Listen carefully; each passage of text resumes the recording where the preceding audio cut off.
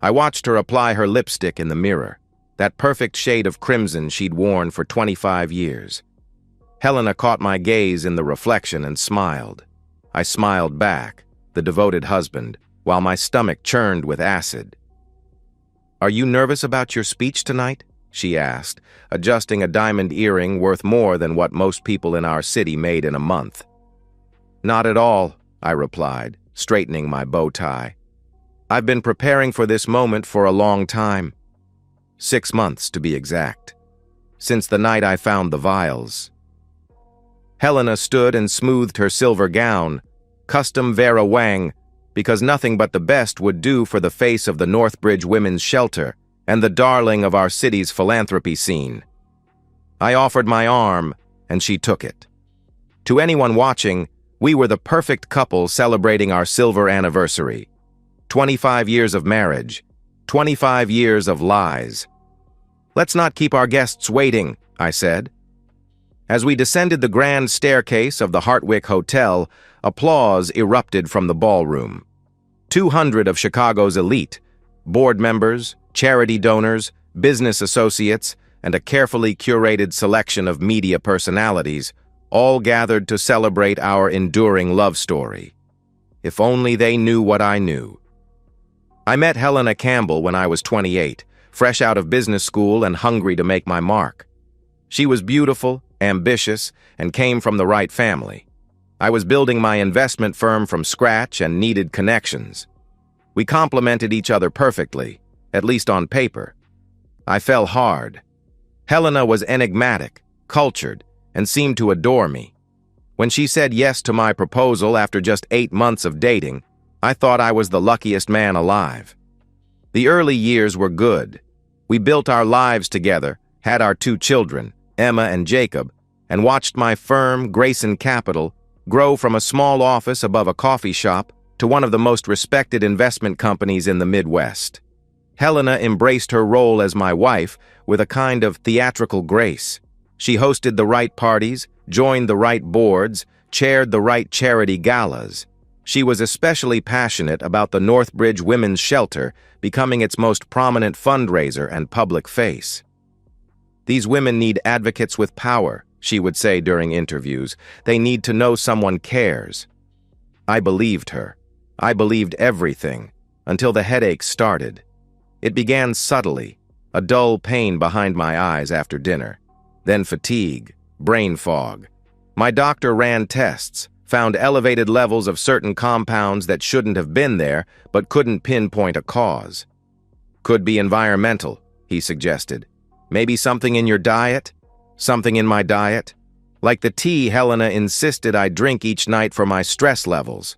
I didn't connect the dots immediately, but when I caught her on the phone one evening, speaking in hushed tones on our balcony, something about the secretive nature of her conversation triggered an instinct. "Needs to happen gradually," she was saying. "Too fast, and there will be questions. Yes, I know the policy details. 10 million is enough for us to disappear completely." I backed away silently, my world tilting on its axis. That night I searched our bedroom while she attended a charity function. In the false bottom of her jewelry box, a place I had never had reason to explore in all our years together, I found them. 3 small vials with no labels. I didn't confront her. I didn't let on that I knew. Instead, I began my own quiet investigation. "Peter, darling, everyone's watching," Helena whispered, squeezing my arm as we made our entrance into the ballroom. Indeed they were. Faces turned toward us, glasses raised in our honor. The room was spectacular. Crystal chandeliers reflecting golden light, tables adorned with white orchids and silver candelabras, a string quartet playing softly in the corner. A massive screen behind the stage displayed a slideshow of our life together. Wedding photos, family vacations, charity galas, all manufactured moments of a counterfeit marriage. I spotted Daniel Morris, Helena's charity consultant, among the guests. He averted his eyes when I looked his way. 6'2", early 40s, with the kind of manufactured rugged handsomeness that comes from expensive gym memberships and designer stubble. For the past 8 months, he'd been more than Helena's consultant. Much more. The investigator I hired had proven that with painfully graphic photographic evidence.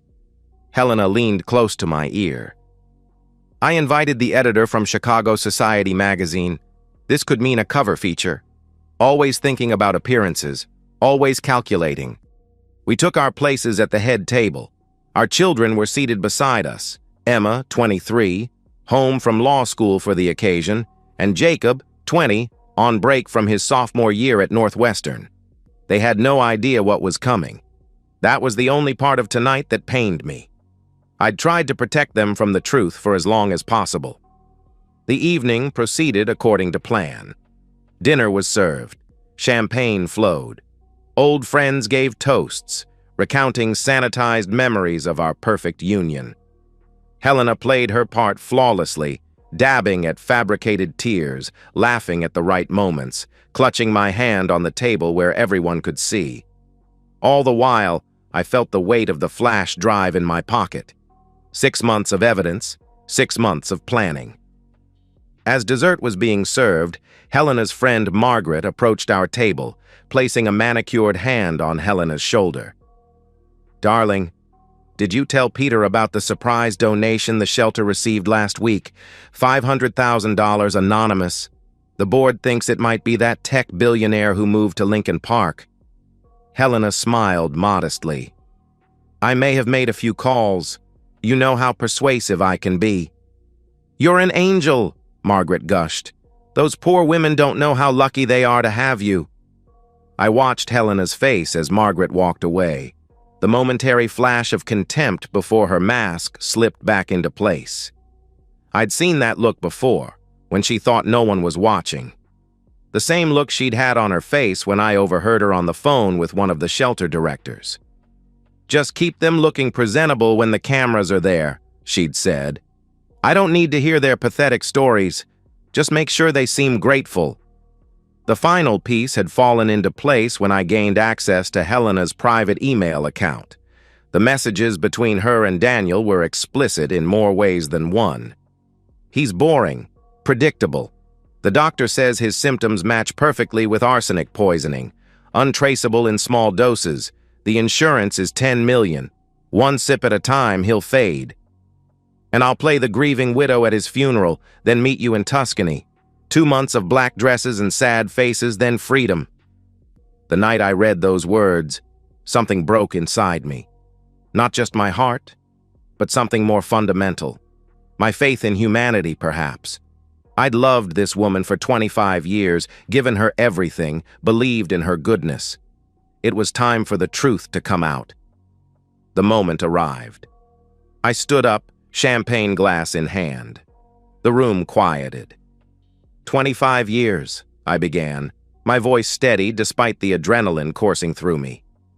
"That's a long time to share your life with someone." Helena beamed up at me, the picture of adoring wife.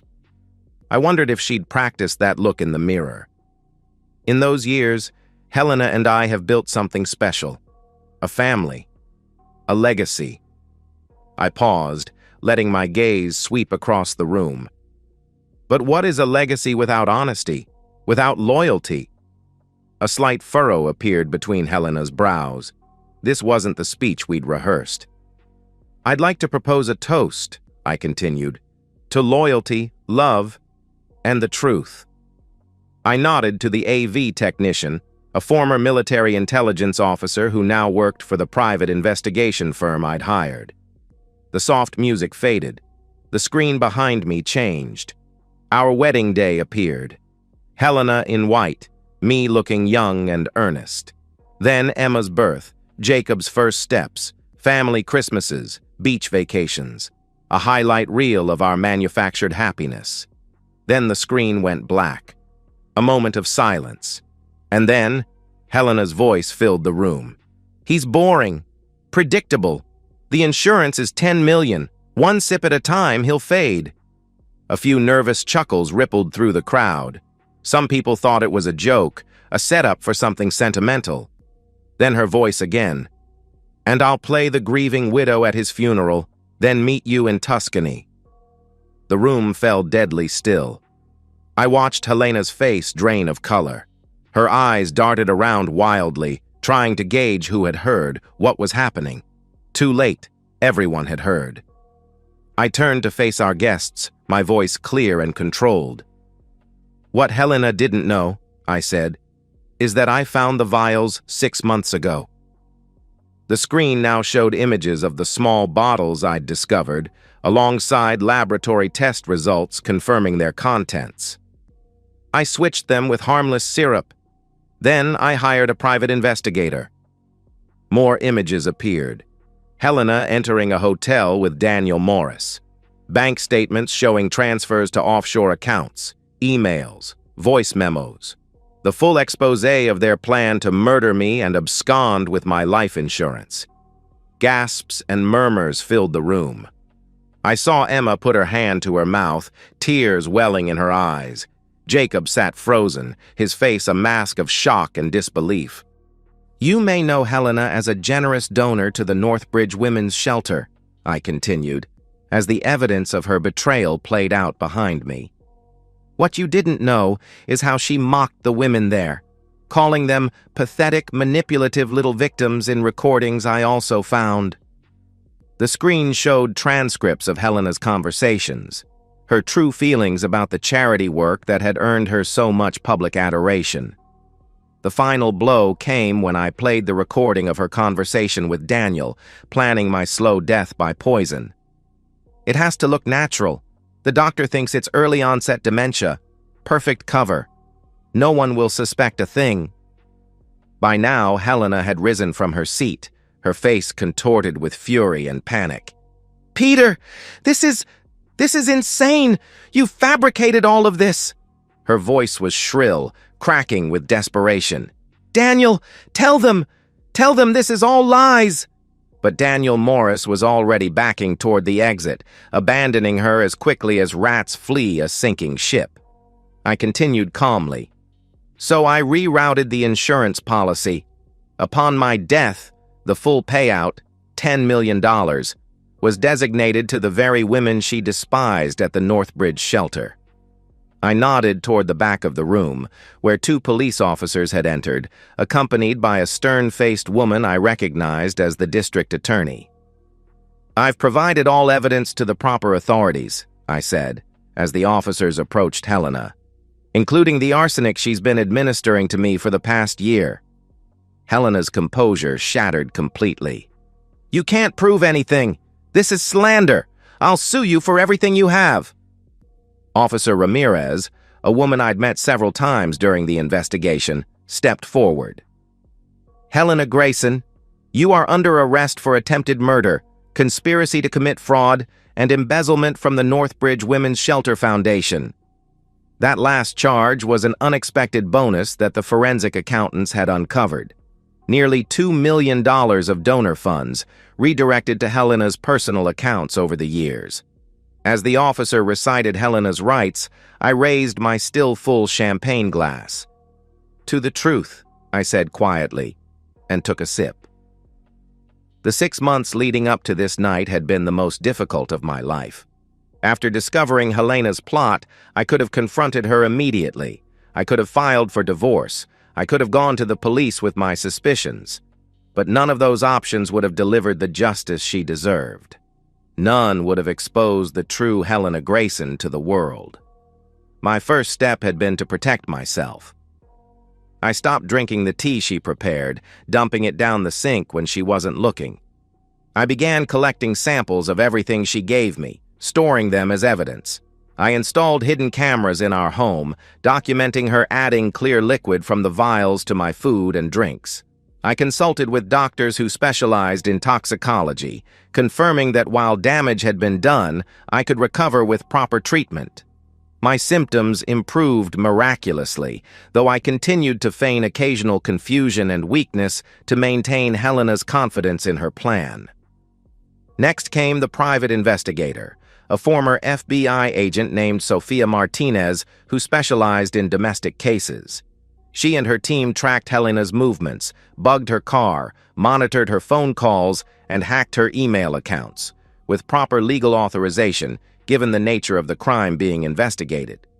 The evidence mounted: Helena and Daniel's affair, their escape plan, the offshore accounts they'd established, even the villa they'd purchased in Tuscany under false names. Most damning were the recordings of Helena discussing my murder so casually, as if she were planning a dinner party rather than the death of her husband of 25 years. The third phase involved building my case legally. I met with prosecutors, showing them the evidence I'd gathered. They agreed that the most prudent approach was to allow Helena to continue her attempts, under careful monitoring, in order to build an airtight case. "She needs to believe she's succeeding," District Attorney Karen Wilson had advised. "The moment she suspects you know, the evidence becomes circumstantial." So I played the loving husband. I pretended not to notice the strange taste in my food. I acted increasingly forgetful and weak, all while documenting every attempt on my life. The final piece was changing my life insurance policy without Helena's knowledge. This required some legal maneuvering, but with evidence of her murderous intent, I was able to remove her as beneficiary and redirect the funds to a trust benefiting the Northbridge Women's Shelter. A poetic justice that would have meant little to Helena if she'd simply been arrested one ordinary day. No, she needed to be exposed in front of the society she so desperately coveted. She needed to fall from the highest pedestal. Hence, the anniversary party, the grand stage for her ultimate humiliation. Chaos erupted in the ballroom as Helena was led away in handcuffs, still screaming denials and threats. Several guests had their phones out, recording the spectacle. By morning, the footage would be all over social media and news outlets. I made my way to Emma and Jacob, who sat shell-shocked at our table. "Dad," Emma began, her voice trembling. "Did Mom really try to—" "Yes," I said simply, sitting down between them. "I'm sorry you had to find out this way. I wanted to protect you both until I had no choice." Jacob's face hardened. "All those times she was working late for the shelter." "I know this is a lot to process," I said, "but I need you to understand that none of this is your fault. Your mother's choices were her own."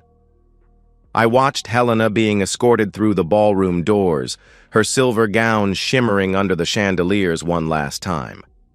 Our eyes met briefly across the distance. In that moment, I saw no remorse in her gaze, only cold fury at having been outsmarted. Daniel Morris had vanished completely, no doubt already on his way to the airport. His escape wouldn't last long. The authorities had been alerted, his passport flagged. Margaret, Helena's closest friend and fellow board member at the shelter, approached our table, her face ashen. "Peter, I had no idea," she said, her voice barely above a whisper. "All these years, the things she said about those women behind closed doors. I feel sick thinking about it." "She fooled everyone," I replied, myself included, for far too long. "What will happen to the shelter's reputation?" "The funding?" I stood up, straightening my jacket. "I'll be making a statement tomorrow. The shelter will continue its work with proper oversight. Those women deserve better than to suffer because of Helena's actions." As guests began to leave, murmuring in shocked clusters, I noticed several reporters lingering, hungry for comments. I nodded to my PR consultant, who had been briefed weeks ago about tonight's revelations.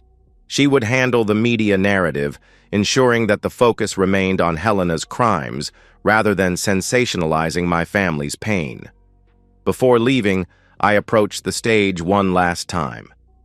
The evidence of Helena's betrayal still played on the screen behind me in a silent loop. I gestured to the technician to shut it down. "That's enough," I said. "The truth has been told." The following weeks unfolded exactly as I had anticipated. Helena's arrest became national news. "Socialite tries to murder husband, exposed at anniversary party," screamed the headlines. The footage from the ballroom went viral, with millions of views across social media platforms. Her reputation disintegrated overnight. The boards of directors from her various charities publicly severed ties, issuing statements expressing their shock and dismay. Former friends denied ever having been close to her. The social circles she had so carefully cultivated closed ranks against her, desperate to avoid association with her disgrace. Daniel Morris was apprehended trying to cross the Canadian border with fake identification. When faced with the mountain of evidence against him, he quickly turned on Helena, offering to testify in exchange for a reduced sentence. His betrayal was the final blow to her defense strategy. The financial fallout was catastrophic for her. Forensic accountants discovered that she had been embezzling from multiple charities, not just the women's shelter. Her assets were frozen pending investigation. Civil lawsuits piled up from donors claiming they had been defrauded. Her bail was denied due to flight risk. The judge, a woman who had once presented Helena with a humanitarian award, looked down from the bench with undisguised contempt during the arraignment. I made a single public statement, carefully crafted to position myself not as a victim seeking vengeance, but as someone committed to justice and truth. 25 years ago, I made vows based on trust and love. When that trust was broken in the most profound way possible, I had a choice: to become bitter, or to ensure that something positive emerged from this betrayal. The $10 million that was to be the profit from my murder will now support the women at Northbridge Shelter. Women who, unlike my wife, truly deserve a second chance at life. The statement was picked up by every major news outlet, earning me public sympathy while further cementing Helena's image as a monster. Emma and Jacob struggled with the revelations as expected. I arranged for family therapy sessions, giving them space to process their anger and grief. Initially, they wanted nothing to do with their mother, refusing her calls from jail. Later, Jacob agreed to a supervised visit, only to confront her with questions she couldn't answer. "Did you ever actually love any of us?" he had asked her. According to the social worker present, Helena had no response. 6 months after the anniversary party, I sat in my office at Grayson Capital, reviewing the quarterly reports. The company had not only survived the scandal, but thrived, as clients and partners rallied around me. My assistant knocked and entered with the day's mail. "The final divorce papers came through," she said, placing the envelope on my desk. "And you have that speaking engagement at the shelter at 4. I nodded. "Thank you, Claire." After she left, I opened the envelope. 25 years of marriage, dissolved in a few pages of legal terminology. I signed where indicated and set it aside to be returned to my lawyer. Helena had fought the divorce viciously from her jail cell, claiming temporary insanity, claiming I had fabricated evidence, claiming anything that might help her case. None of it worked. The evidence was too overwhelming, her recorded words too damning. I checked my watch and gathered my notes for the speaking engagement. Over the past months, I had become actively involved with the Northbridge Women's Shelter, not just as a donor, but as an advocate. My experience had given me an unexpected platform to speak about domestic abuse from a different perspective. The shelter had been renovated and expanded using funds from the trust I'd established. The director, a no-nonsense woman named Valerie who had survived abuse herself, had implemented strict financial controls and transparency measures to prevent any future exploitation. As I drove to the shelter, I thought about Helena, now serving the first year of a 20-year sentence for attempted murder and fraud. According to prison sources, she was not adjusting well.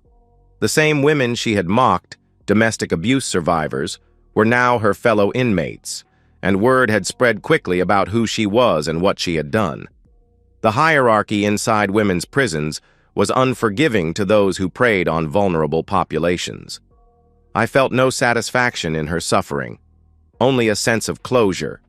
The slow-acting poison she had administered had gradually leached from my system, just as her toxic presence had been excised from my life. At the shelter, I was greeted warmly by staff and residents alike. The building was bright and welcoming, a far cry from the sterile, photo-op-ready facility Helena had cultivated for her social media moments.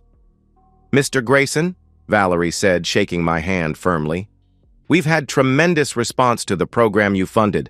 3 more women have completed their education certificates this month alone." "That's excellent news," I replied, "and please call me Peter." She led me to the community room where about 30 women had gathered for the presentation. These were women rebuilding their lives after escaping situations not unlike my own, relationships built on deception and control. As I took my place at the podium, I saw not pity in their eyes, but recognition, understanding. We had all been betrayed by those we trusted most. We had all had to find the courage to walk away and start again. "My story begins, like many of yours, with trust," I started, and with the slow realization that the person I trusted most was orchestrating my destruction. I spoke for nearly an hour, sharing details of my experience that hadn't made it into the news reports. The gradual gaslighting, the isolation from friends who might have noticed something was wrong, the moments of doubt when I questioned my own perceptions. When I finished, the questions came. Thoughtful, incisive queries about recognizing the signs of betrayal, about gathering evidence, about rebuilding after trust has been shattered. One woman at the back raised her hand. "Do you regret exposing her so publicly? Wouldn't it have been easier to just divorce her quietly?" I considered the question carefully. "Justice and vengeance are different things," I replied. "What I sought wasn't personal revenge, but accountability. Helena wasn't just betraying me. She was betraying these charitable organizations, the donors who trusted her, and most importantly, the women she claimed to champion while secretly despising." The woman nodded, satisfied with the answer. After the session, as I was preparing to leave, a reporter from the Tribune approached me. She had been covering Helena's trial and had attended the presentation. "Mr. Grayson, do you have any comment on your ex-wife's recent appeal being denied?"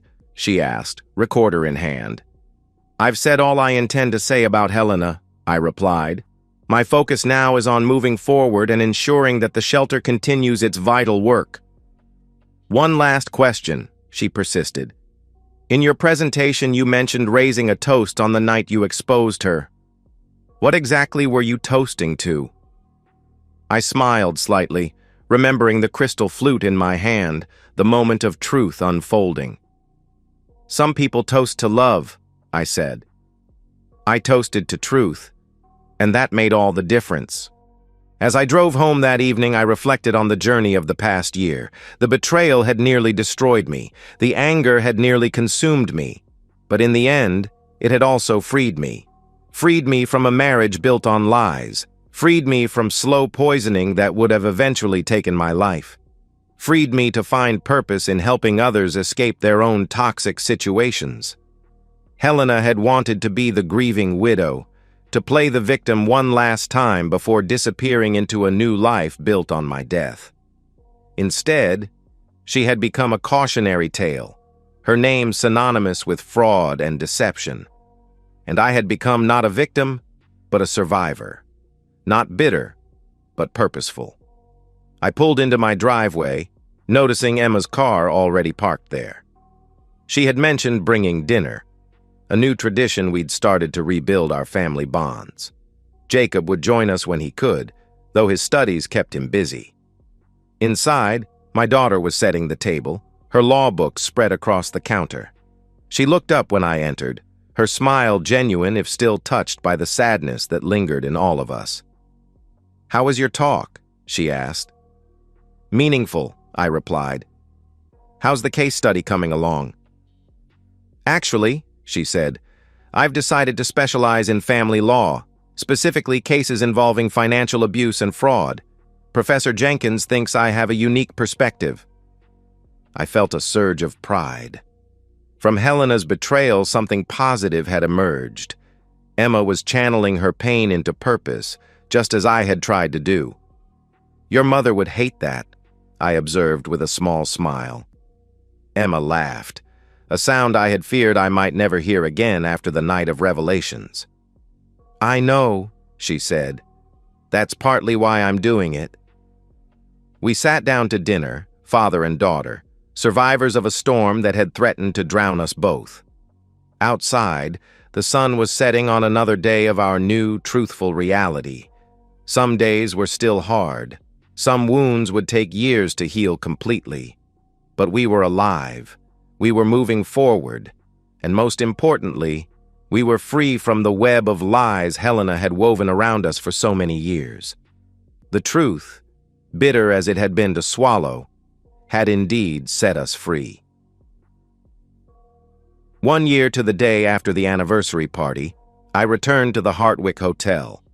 Not for a celebration this time, but for a charity gala benefiting the Northbridge Women's Shelter and its expanded programs.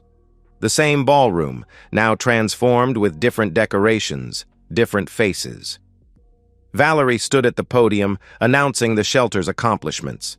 57 women successfully rehoused, 32 completed educational programs, 15 new jobs secured. None of this would have been possible, she concluded, without the Peter Grayson Truth Fund. Applause rippled through the crowd as I was invited to say a few words. I declined with a gentle shake of my head. My story had been told. This night belonged to the women who had fought their own battles, won their own victories. As I sipped water, never champagne, not anymore, I thought about Helena, still in prison with 19 years remaining on her sentence. Her final appeal had been denied last month. Daniel Morris had received 15 years for his role in the conspiracy, his testimony against Helena earning him a slightly reduced sentence. Their offshore accounts had been seized, the villa in Tuscany sold at auction, all proceeds directed to the shelter's endowment fund. Justice had been served, cold and complete. A young woman approached my table, her hands clasped nervously before her. I recognized her as one of the shelter's success stories, a former resident who now worked as their outreach coordinator.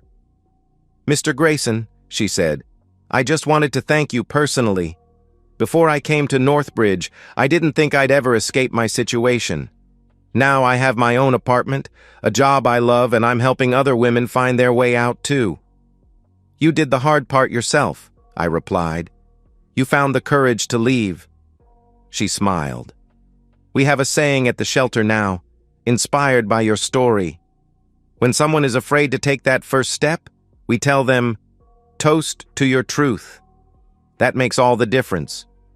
I nodded, unexpectedly moved by her words. From the worst betrayal of my life had come a legacy I never anticipated, a mantra of empowerment for others facing their own moments of truth. As the gala continued around me, I felt for the first time in many years a sense of genuine peace. Not happiness exactly. That would take more time. But peace. The kind that comes from knowing that even the darkest deceptions can be brought to light, and that truth, however painful, is always worth fighting for. Helena had wanted to be the star of a tragedy she authored, the grieving widow, the sympathetic figure. Instead, she had become the villain in a story of justice served. And I had become not what she intended, a silent victim, a footnote in her narrative, but the author of my own next chapter. A chapter built not on vengeance or bitterness, but on truth. And that, as it turned out, had indeed made all the difference. And that's the end of today's story. If you enjoyed it, please give this video a thumbs up and drop a comment below. Your support helps the algorithm push my content further. If you're new to the channel, don't forget to hit that subscribe button. It really helps me keep creating more stories for you. Thanks for watching, and I'll see you in the next one.